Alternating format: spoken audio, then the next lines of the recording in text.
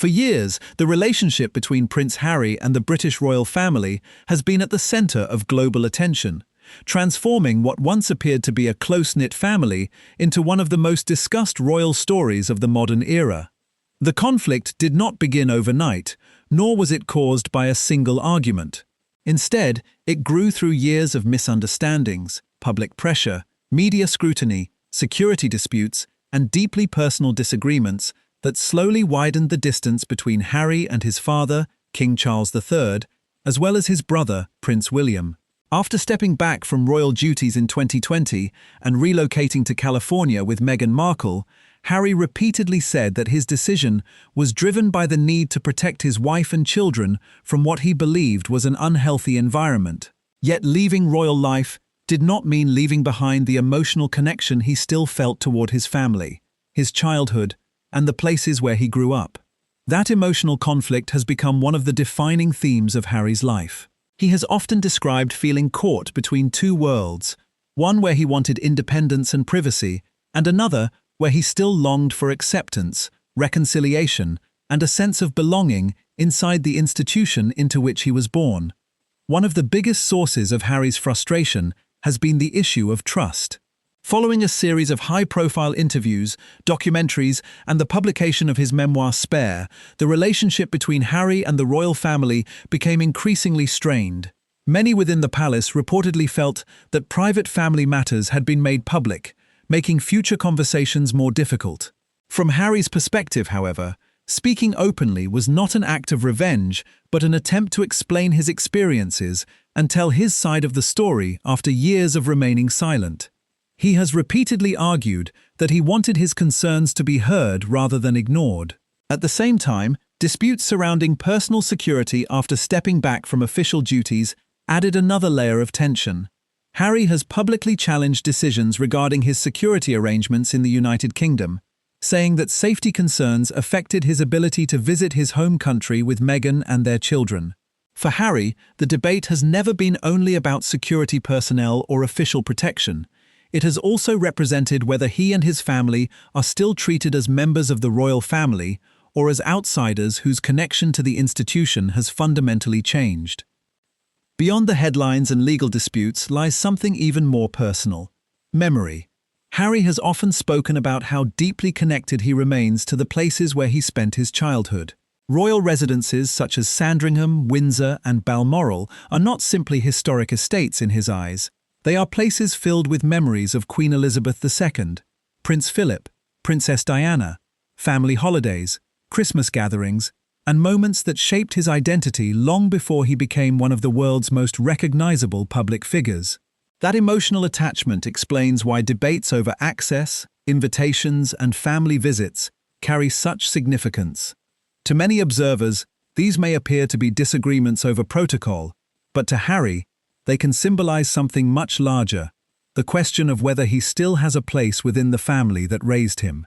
While the palace generally approaches such matters through established procedures, privacy concerns, and security planning, Harry has often described them in emotional terms, arguing that family relationships should not always feel governed by formal rules and official processes.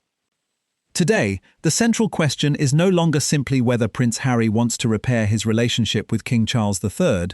The deeper question is what reconciliation would actually look like after years of public disagreements, legal battles, and broken trust. Does Harry want unrestricted access to royal life again, or does he simply want the freedom to reconnect with his family without every interaction becoming a negotiation? Can a father separate institutional responsibility from personal love? Can a son move forward without feeling that his past has been erased? These questions continue to shape one of the most closely watched family stories in the world. And as new developments emerge, the divide between duty and family, tradition and change, privacy and public life, remains at the heart of the ongoing story between Prince Harry and the House of Windsor. The distance between Prince Harry and the royal family has never been only about emotions. It has also centered on questions of security, trust, and belonging. Over the past few years, Harry has made it clear through public interviews and legal proceedings that he wants to be able to return to the United Kingdom with his wife, Meghan Markle, and their children, without feeling that every visit is surrounded by uncertainty. His primary demand has focused on having appropriate security arrangements whenever he visits Britain, arguing that the level of public attention and potential risks attached to his family have not disappeared simply because he stepped back from official royal duties. From Harry's point of view, the issue is about protecting his family and ensuring that they can spend time in the country where he was born, without facing unnecessary danger. Supporters see it as a reasonable request from someone who remains one of the world's most recognizable public figures, while critics argue that stepping away from royal responsibilities also meant accepting changes to the privileges that once came with them. Inside the palace, however, the discussion has been viewed through a very different lens. Senior royal officials have consistently maintained that security arrangements and access to private royal residences must follow established rules rather than personal expectations. To them, the debate is not simply about one family member returning home. It is about protecting private estates, maintaining security procedures, and treating every request according to institutional policy. That difference in perspective has become one of the biggest obstacles to reconciliation. While Harry often frames the issue as one of family and belonging, the palace approaches it as one of responsibility, consistency, and governance. The result is that even the smallest request can quickly become the center of a much larger dispute. For Harry, the emotional side of the story is impossible to ignore. He has spoken about feeling that the places connected to his childhood, where he celebrated Christmases, spent time with Queen Elizabeth II, remembered Princess Diana, and grew up alongside Prince William, represent more than royal property. They are part of his personal history. When those visits become dependent on formal arrangements, legal discussions, and official approvals, Harry has suggested that it creates the feeling of returning not as a son, but as a guest. Whether that perception is fair or not remains a matter of debate, but it helps explain why these disagreements continue to attract worldwide attention. What appears to be a dispute over procedures is, in many ways, also a dispute over identity, family, and the meaning of home. Yet this was only the beginning. Behind the legal arguments, public statements, and official responses lay a much deeper question that neither side seemed willing to answer openly. Was this conflict really about security and protocol, or had years of broken trust made every future conversation almost impossible? As the pressure continued to build, each new development pushed father and son further apart, and the possibility of reconciliation appeared more uncertain than ever. By the time Prince Harry's memoir Spare was published in January 2023, the relationship between him and the royal family had reached its lowest point in decades. The book offered an unprecedented look into Harry's life inside the monarchy, describing childhood memories, his military service, the loss of Princess Diana, tensions with the British press, disagreements with palace officials, and the growing distance between himself, King Charles III, and Prince William. For millions of readers, Spare was the first opportunity to hear Harry's version of events in such detail. Supporters argued that he was finally reclaiming his own story, after years of being portrayed through anonymous palace briefings and tabloid headlines. Critics, however, believed the memoir crossed a line by exposing deeply private family matters to a global audience. Regardless of which side people supported, one fact became impossible to ignore: trust had been severely damaged. Inside any family, trust is difficult to rebuild once personal conversations become public. Inside the world's most famous royal family, where tradition, privacy, and public image are considered essential to the institution's survival, rebuilding that trust becomes even more complicated. The palace has never publicly responded to every allegation made by Harry. Instead, Buckingham Palace has largely followed its long-standing approach of avoiding direct public arguments with family members. That silence has often been interpreted in different ways. Some see it as dignity and discipline, while others believe it allows unanswered accusations to shape public opinion. King Charles has rarely spoken publicly about his disagreements with Harry, choosing instead to focus on his constitutional responsibilities as monarch. Yet royal commentators have frequently pointed out the unique challenge facing Charles. As king, he is expected to protect the institution of the monarchy, ensuring that it remains politically neutral, stable, and respected. As a father, however, he also faces the emotional reality of a fractured relationship with his younger son. Those two roles do not always point in the same direction. Every decision involving Harry is viewed not only as a family matter, but also as a constitutional issue with international attention, making even the smallest gesture subject to intense public interpretation. Another major source of conflict has been security. After stepping back as senior working royals in 2020, Harry and Meghan no longer received the same level of publicly funded police protection while living outside the United Kingdom. Harry has repeatedly argued through interviews and legal action that the change creates genuine safety concerns whenever he wishes to bring Meghan, Prince Archie, and Princess Lilibet back to Britain. He has stated that the level of public interest surrounding his family has not disappeared, and that security decisions directly affect whether his children can build a relationship with their relatives in the UK. Government officials, however, have maintained that protective arrangements must be assessed according to established procedures rather than personal status. Courts have also examined aspects of these disputes, turning what many assumed was simply a family disagreement into a complex legal matter involving public policy, risk assessments, and the responsibilities of government agencies. The issue is therefore much larger than a disagreement between father and son. It reflects the complicated balance between public service, personal safety, and constitutional rules.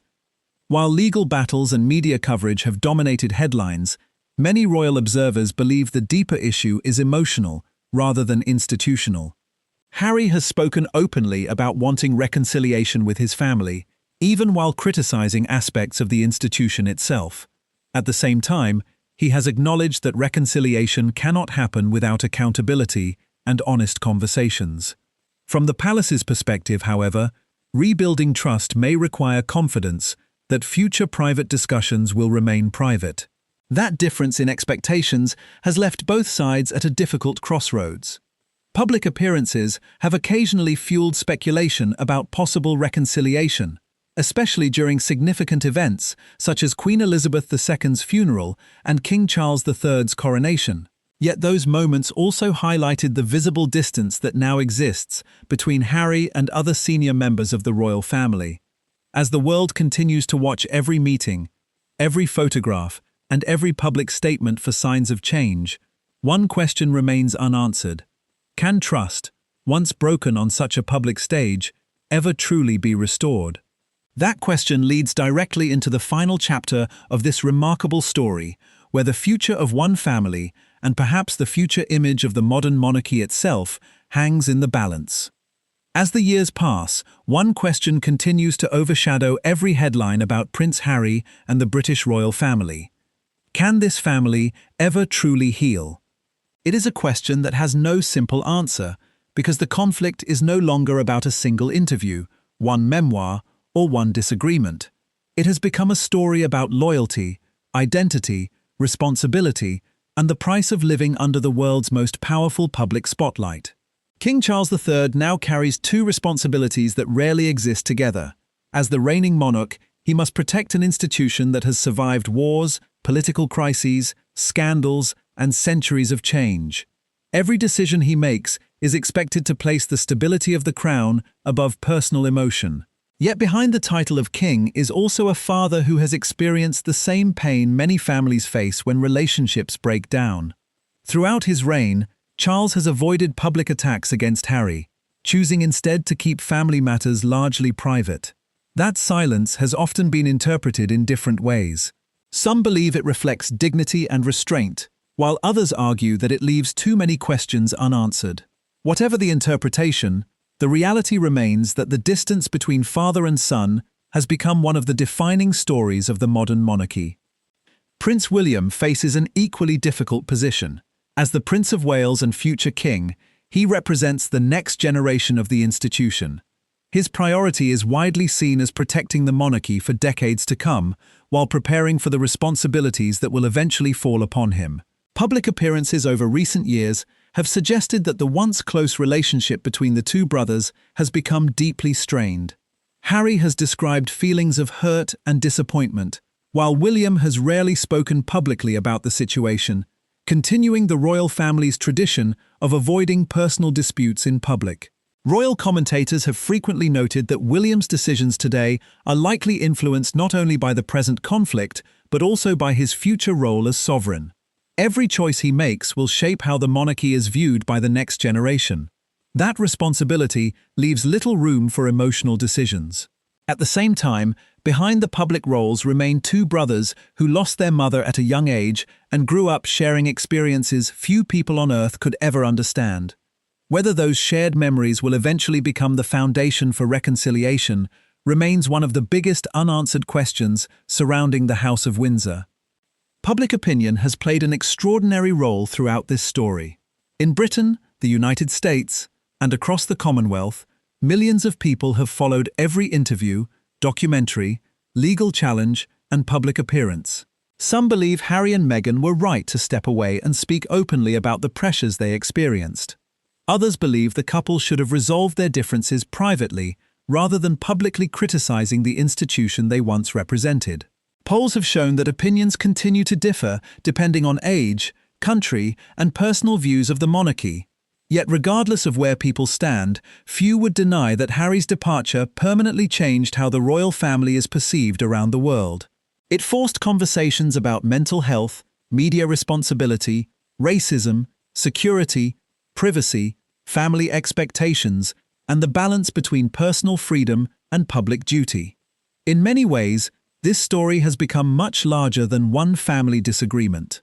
It has evolved into a discussion about whether centuries-old institutions can successfully adapt to the expectations of the modern world without losing the traditions that define them.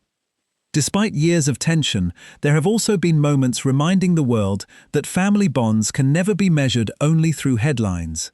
The death of Queen Elizabeth II in 2022 brought members of the royal family together during a period of national mourning. Although public appearances remained formal, they demonstrated that moments of shared grief still possess the power to temporarily set aside personal differences. King Charles's coronation in 2023 provided another opportunity for the family to appear under the same historic roof, even if their interactions remained limited. These occasions illustrated an important truth. History continues to move forward, regardless of personal conflict. New generations are growing up. Prince George, Princess Charlotte, Prince Louis, Prince Archie, and Princess Lilibet represent the future of the family, and many observers hope they will inherit stronger relationships than those that have dominated today's headlines. Whether that hope becomes reality will depend not on public statements or media speculation, but on private conversations that may never be seen by the world. Perhaps that is the most important lesson of this remarkable story. Behind the crowns, ceremonies, military uniforms, and palace walls are individuals facing challenges that many ordinary families recognize. Misunderstandings, broken trust, difficult conversations, and the struggle to balance love with responsibility. The difference is that almost every chapter of their lives unfolds under the constant attention of millions of people. Every gesture becomes a headline, every silence becomes a theory, every appearance is analyzed frame by frame. In that environment, rebuilding relationships becomes even more difficult, because forgiveness itself often takes place away from cameras, while conflict generates global attention within minutes. As long as that reality exists, speculation about Prince Harry, King Charles, Prince William, and the future of the monarchy is unlikely to disappear. Yet no documentary, journalist, commentator, or royal expert can truly know what will happen next inside the private lives of this family.